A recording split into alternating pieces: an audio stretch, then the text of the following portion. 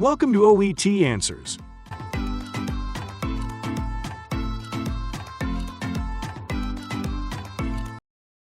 Occupational English Test. OET Answers Practice Test, Listening Test. This test has 3 parts. In each part, you'll hear a number of different extracts.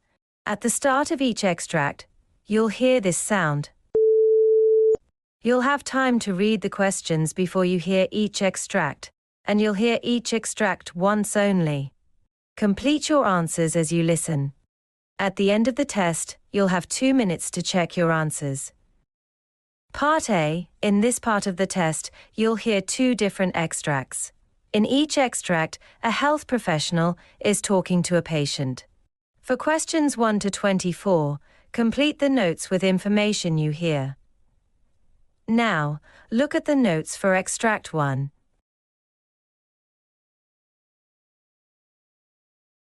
Extract 1, questions 1 to 12. You hear a gynecologist talking to a patient called Miss Reyes.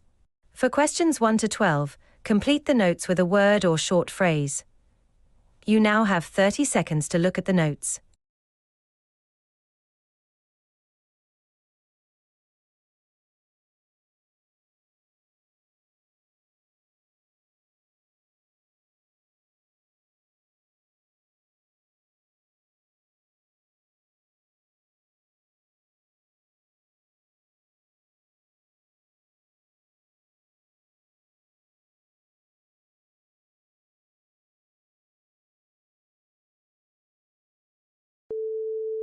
Good afternoon, Miss Reyes.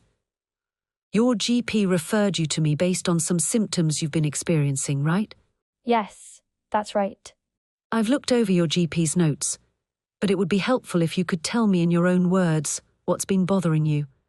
Well, it started with really painful periods which have just gotten worse over time. It's like this deep, constant pain in my lower abdomen. I thought it was just part of getting older, but it's been almost unbearable some months. That sounds distressing. Has this pain affected other aspects of your daily life? Yes, a lot.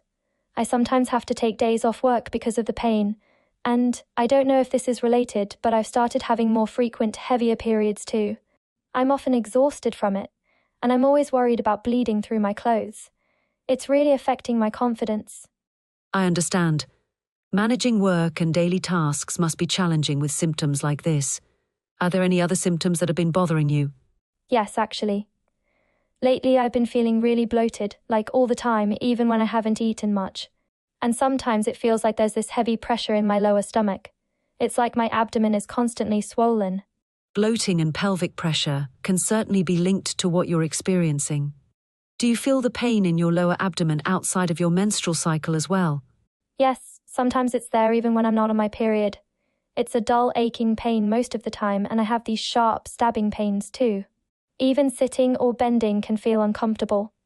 And how long have you been noticing these changes? About a year, but it's gotten a lot worse in the past few months. I mentioned it to my GP, who thought it might be endometriosis at first, but here we are. It's good you've come to see me. Given your symptoms, we're going to explore the possibility of adenomyosis, a condition that can cause many of these symptoms, especially intense menstrual pain, heavy bleeding, and pelvic pressure. Are you familiar with it? I've heard the name, but don't know much about it.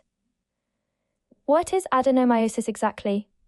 Adenomyosis occurs when the inner lining of the uterus grows into the muscular wall of the uterus. This can lead to painful cramps, heavy bleeding, and that feeling of pressure or heaviness you mentioned. It's similar to endometriosis, but in adenomyosis, the tissue is located within the uterine wall itself. So, is that why I'm in so much pain? Because the tissue is somewhere it shouldn't be? Exactly. As this tissue thickens and breaks down each month, it can cause inflammation and pain, especially during your period. Over time, the uterus can even become enlarged, which could explain the bloating and pressure you feel. That makes sense. I was wondering why my abdomen feels so tender all the time. Is there anything I can do to make this better? There are several options to help manage the symptoms. I'll outline a few, and we can discuss what might be most suitable for you. Initially, we can try anti-inflammatory medications to reduce pain and discomfort, and hormonal treatments like birth control are often helpful in managing heavy bleeding and cramps. I'd definitely like to try something like that. Just knowing there are options helps. Certainly. For some women, a type of medication called a GnRH agonist may be prescribed to temporarily relieve symptoms. It stops the body from producing certain hormones, which can reduce the effects of adenomyosis. Okay. And what if these don't work? If those options don't bring enough relief, we could discuss surgical procedures. One option is an endometrial ablation, which removes the lining of the uterus, but this is typically for milder cases. Another option is a hysterectomy, which is the complete removal of the uterus. We reserve this for severe cases where symptoms significantly affect quality of life and other treatments haven't worked. That sounds a bit overwhelming. Are there risks with a hysterectomy? It's completely understandable to feel that way. A hysterectomy is indeed a major procedure and is typically a last resort. However, it's often very effective for adenomyosis. We'd go over the risks and benefits thoroughly if it ever came to that point. I see.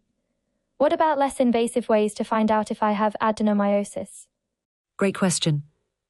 We can start with a pelvic ultrasound to see if the uterine wall appears thickened, which can suggest adenomyosis. In some cases, we may also do an MRI for a more detailed view. These non-invasive methods can often provide us with the information we need. That sounds better. So, if it's confirmed, would treatment reduce the risk of other issues? Absolutely. While adenomyosis itself isn't dangerous, if left unmanaged, it can lead to complications like severe anemia from heavy blood loss. Effective treatment can greatly improve your quality of life and reduce these risks.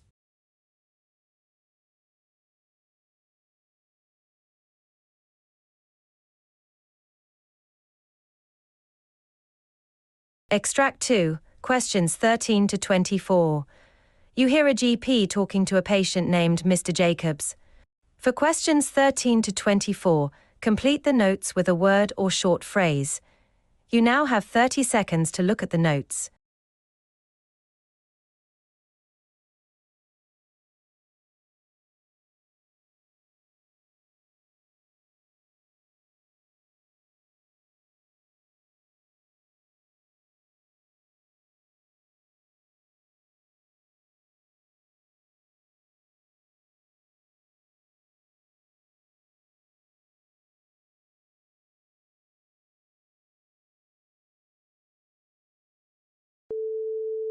Hello there.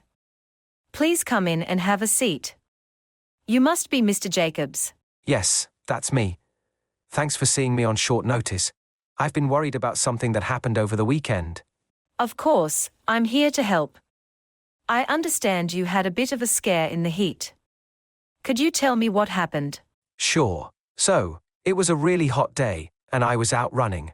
After about an hour, I started feeling lightheaded and exhausted, like way more than usual. My skin felt burning hot, but I couldn't sweat anymore. I felt nauseous and even had trouble focusing, and honestly, it really shook me up. It sounds like you may have experienced a form of heat illness, possibly even heat stroke. Heat stroke can be quite serious, especially with prolonged exposure to high temperatures and physical exertion. Let's discuss the symptoms you noticed and how it unfolded. Did you end up fainting or experiencing confusion? I came close to fainting. I remember feeling really dizzy and disoriented. I had to sit down right away, and even then, I wasn't sure I could stand up again. My wife eventually drove me home, and I spent the rest of the day indoors drinking water and cooling off. That sounds quite concerning. Heat stroke happens when the body overheats, and it loses its ability to cool down through sweating. Since you're an active person, you might already know that intense exercise, especially outdoors in the heat, increases your risk. How are you feeling now? I'm still a bit tired and lightheaded, to be honest. I've been drinking a lot of water since, but I'm worried because I still feel a bit off. The symptoms can sometimes linger as your body recovers, especially if you were severely dehydrated. Given what you've described, it sounds like you took some important first steps by cooling down and rehydrating. But let's walk through some strategies to prevent this in the future and get a sense of whether any additional recovery steps might be needed. Have you been keeping up with fluids and electrolytes? Yes, I've been drinking water regularly. But I wonder if water alone is enough, especially during exercise. Good question. When you're active in high temperatures, your body loses not only water, but also essential electrolytes like sodium and potassium. When these are depleted, rehydrating with water alone sometimes isn't enough.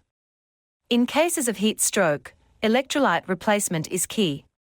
There are various drinks and supplements to help with this, things like sports drinks or electrolyte tablets. So, it's not just about staying hydrated. I should also be thinking about these other things, like salt. Exactly. In fact, one of the early signs of heat exhaustion or heat stroke is when the body stops sweating because it's run out of fluid and salt. Electrolytes help maintain balance in your body and ensure your muscles and nerves function properly, especially under strain. How often do you tend to exercise outdoors? I usually run a few times a week, but when it's hot, I sometimes end up running at midday, which is probably the worst time, right? Yes, that's correct. The sun is at its peak, and temperatures are highest around midday. When possible, try running early in the morning or later in the evening to avoid the intense midday heat. And consider slowing down your pace on particularly hot days. Your body will thank you for it. I see. I usually just push through because I don't want to skip a workout, but I'll definitely be more careful now. Is there anything else I should look out for? Yes. It's important to be aware of the early symptoms, like dizziness, muscle cramps, headache, and nausea. These can be signs of heat exhaustion, which, if untreated, may progress to heat stroke. At that stage, confusion, lack of sweating, and even unconsciousness can occur, making it a medical emergency. So if I start to feel any of those early symptoms, I should probably take it seriously and stop right away. Absolutely. The key is to act at the first sign of discomfort. Find shade, cool down with water if possible, and rehydrate with an electrolyte drink. If symptoms don't improve quickly, or if they get worse, it's best to seek immediate medical help. That makes sense. I think I just didn't realize how quickly the heat could affect me. It can indeed happen fast, especially when combining high temperatures with physical activity. Heat stroke doesn't discriminate, and it can happen to anyone in the right conditions. Let's also talk about keeping your head and neck covered with a hat and wearing light, breathable clothing. These can help reduce the risk significantly. Those are good tips. I'll definitely be more mindful about when and how I run in the future.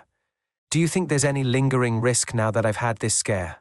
Given that it's only been a couple of days, I would recommend taking it easy for the next week. Make sure to stay hydrated, rest, and consider slowly reintroducing physical activity, perhaps indoors, until you feel fully recovered.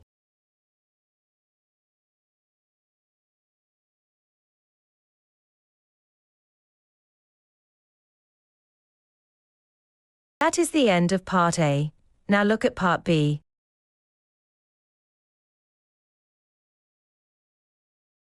Part B.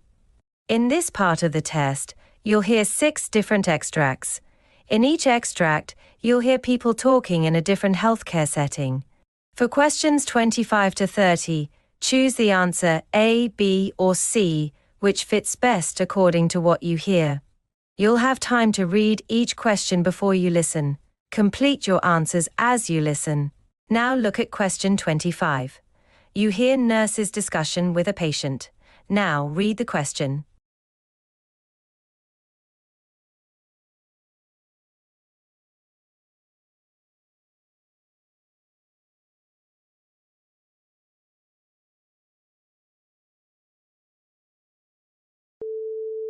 Sam, I wanted to discuss something I noticed in Mrs. Keller's file. She's the patient with the post-operative wound on her lower leg. Oh, yes, I know which patient you mean. I saw that the wound dressing wasn't changed as scheduled yesterday. Yes, her wound looked stable the last time I checked, so I thought we could skip that dressing change. Well, that could compromise the patient's healing and goes against the physician's order to change the dressing daily. I'm concerned that you're not following the physician's order, which could put patient safety at risk on other shifts as well.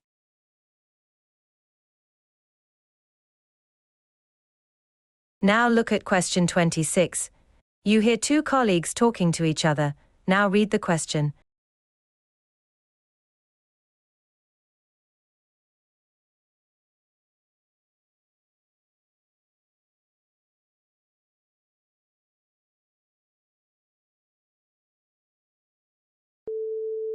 From last week. Has he been drinking more fluids like we suggested? That sometimes helps with his veins. Yes, he has, but he's still pretty anxious. He's tried to relax, but he's not looking forward to this. Right. I think a warm compress might help too, and maybe we can distract him a bit while we're drawing. Has the doctor specified any changes to the lab tests? No changes, just the regular panels, but I think some extra reassurance might go a long way. Okay, I'll bring some supplies, and we can chat with him a bit first to help him relax. Sounds good.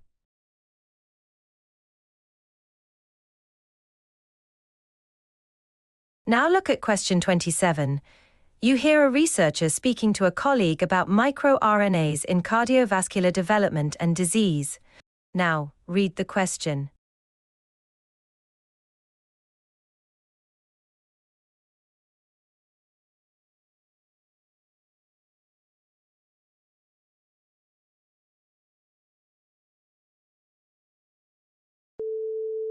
So, microRNAs play a critical role in heart development.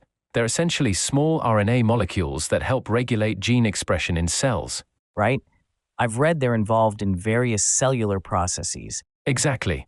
In fact, they've emerged as significant players in both heart development and disease progression.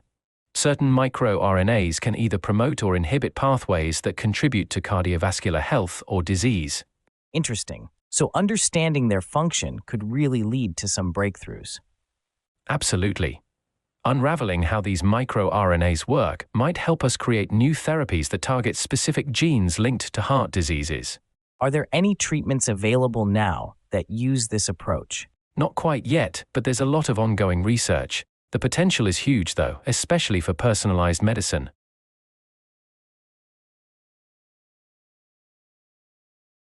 Now look at question 28.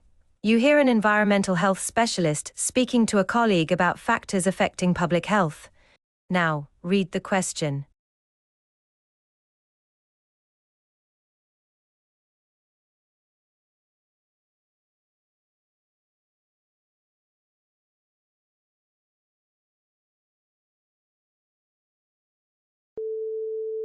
We're seeing an increase in respiratory issues, likely tied to the recent spike in air pollution levels. That's concerning. Should we log this data for respiratory cases, or is it more urgent to focus on the endocrine disruptors? Let's make a note of the respiratory cases for now, but actually, I think we should prioritize recording the cases related to endocrine disruptors. We've noticed a rising trend in reproductive health concerns lately. After that, we'll need to prepare the climate change report, as that data is required by the end of the month. Understood. Do you need me to pull data on recent infectious disease rates too? Yes, but let's focus on the endocrine data first, since that's time-sensitive. Then we can move on to the climate and infectious disease data.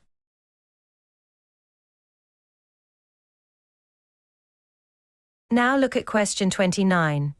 You hear an intern asking a senior colleague about a patient's rehabilitation plan following a stroke. Now, read the question.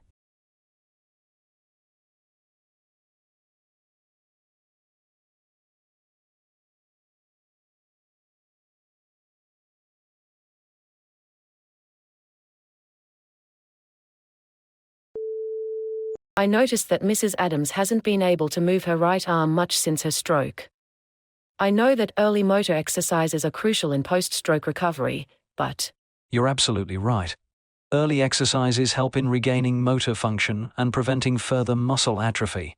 The rehabilitation team has been trying to engage Mrs. Adams in simple movements, but she's still experiencing significant weakness in her right arm. I've instructed the physical therapists to focus on passive range of motion exercises for now, like gently moving her arm with assistance, to maintain flexibility and prevent stiffness. Once her strength improves, we can gradually increase the intensity of her rehabilitation exercises. It's essential to start these early interventions to optimize her recovery and prevent complications like contractures or muscle wasting.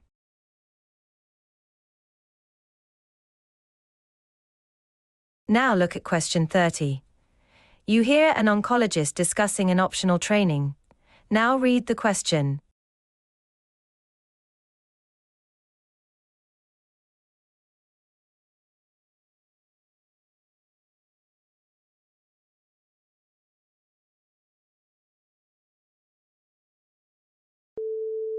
Beth Green, an oncologist specializing in gastrointestinal cancers, with a particular focus on colorectal cancer. Today, I want to talk to you about why participating in our training on immunotherapy for advanced colorectal cancer is crucial. Immunotherapy represents a groundbreaking area in cancer treatment, and although it's been extensively explored in other types of cancers like melanoma and lung cancer, its application in colorectal cancer is only recently being developed. For patients with advanced colorectal cancer, immunotherapy provides a promising, yet complex, treatment avenue that requires careful patient selection and monitoring. At this hospital, we're one of only a few national centers advancing research and treatment in this area. To share our insights, we've designed a specialized training program specifically for healthcare teams involved in managing advanced colorectal cancer cases.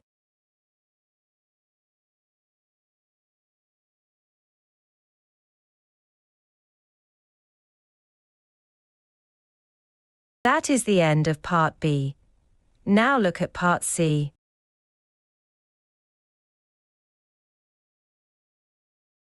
Part C. In this part of the test, you'll hear two different extracts. In each extract, you'll hear health professionals talking about aspects of their work. For question 31 to 42, choose the answer A, B, or C, which fits best according to what you hear. Complete your answers as you listen. Extract 1. Questions 31 to 36. You hear a session on skin cancer prevention and awareness. You now have 90 seconds to read questions.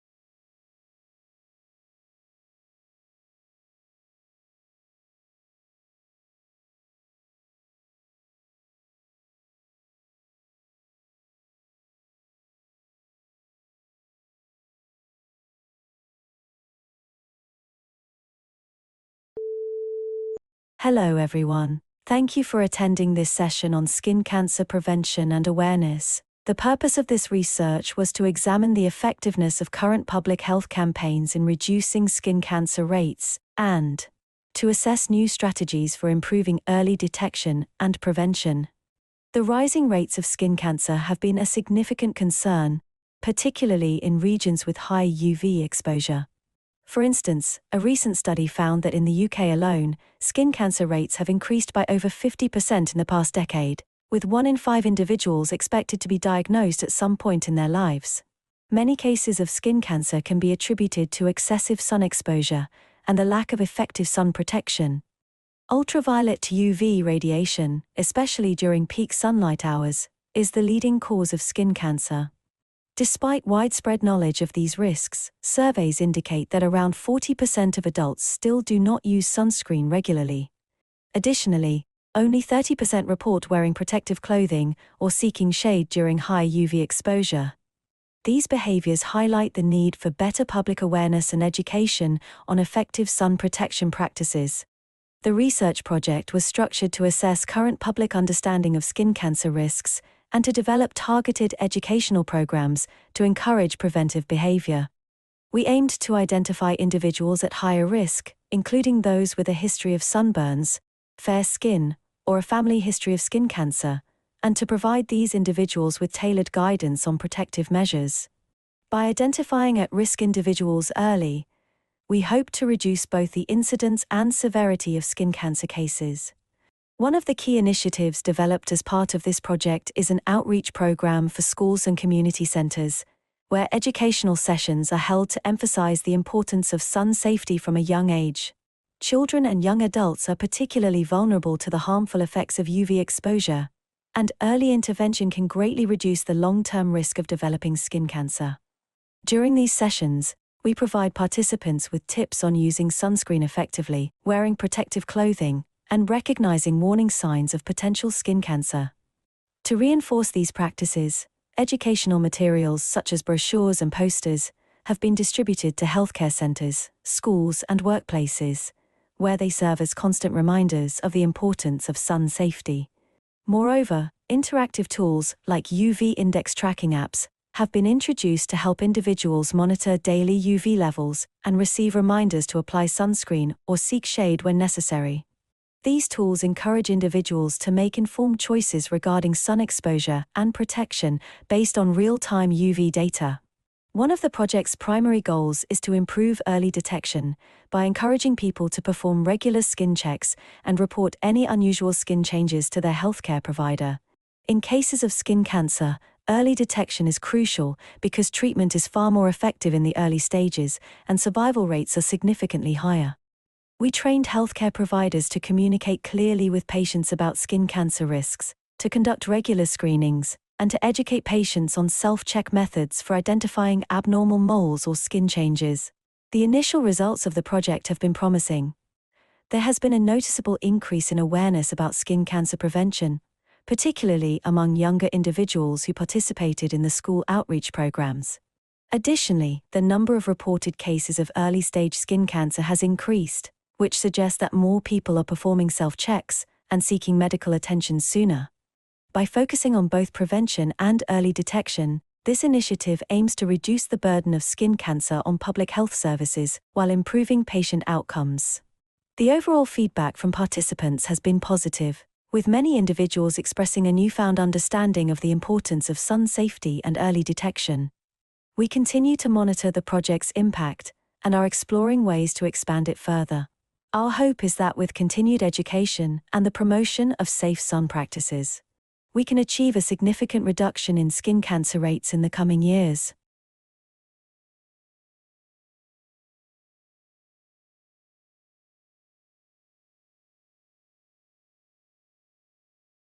Extract 2.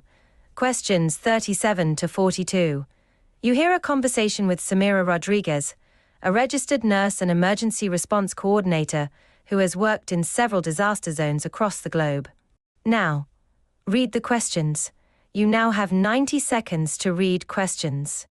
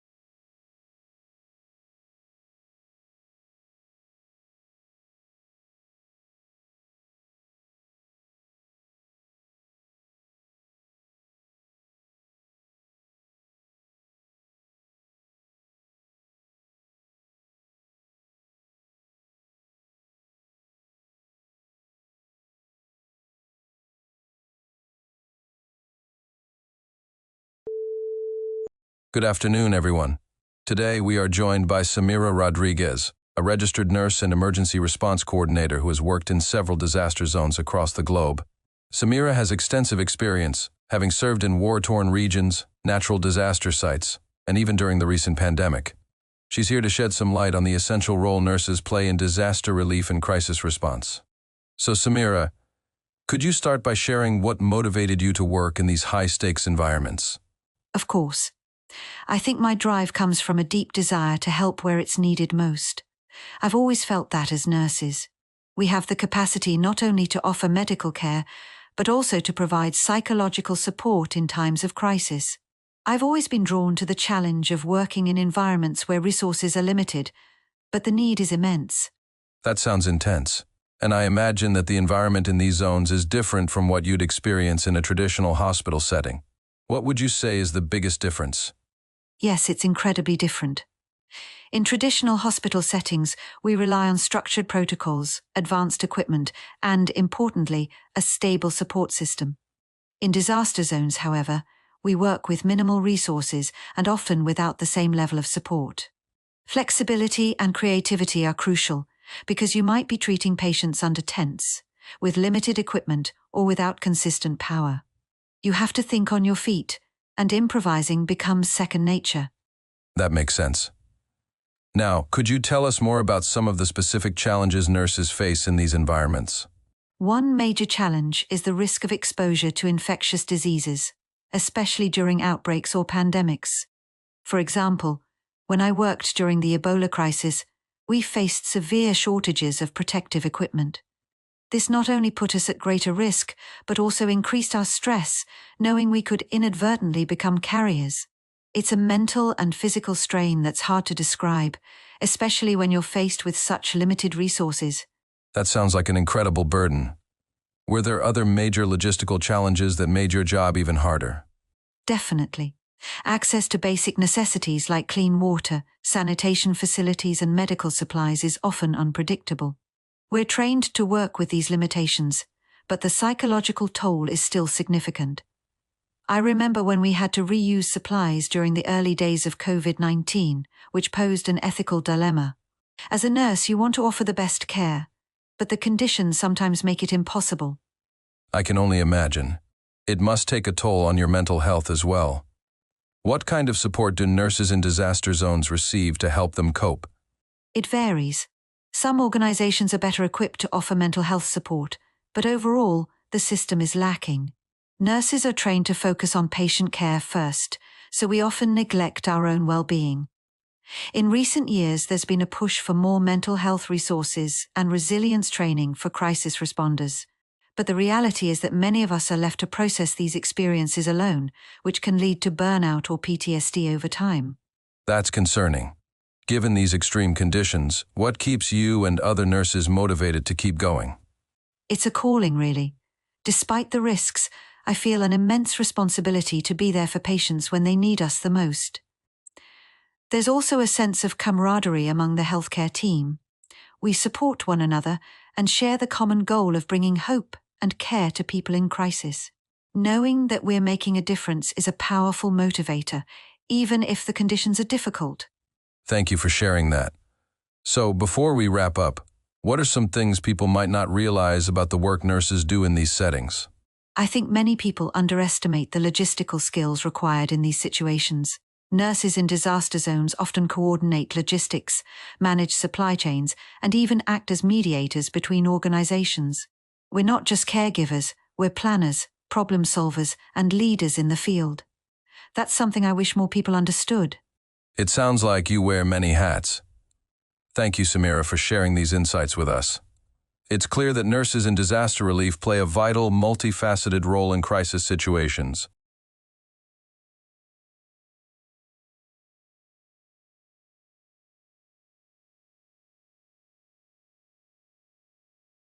That is the end of Part C. You now have 2 minutes to check your answers.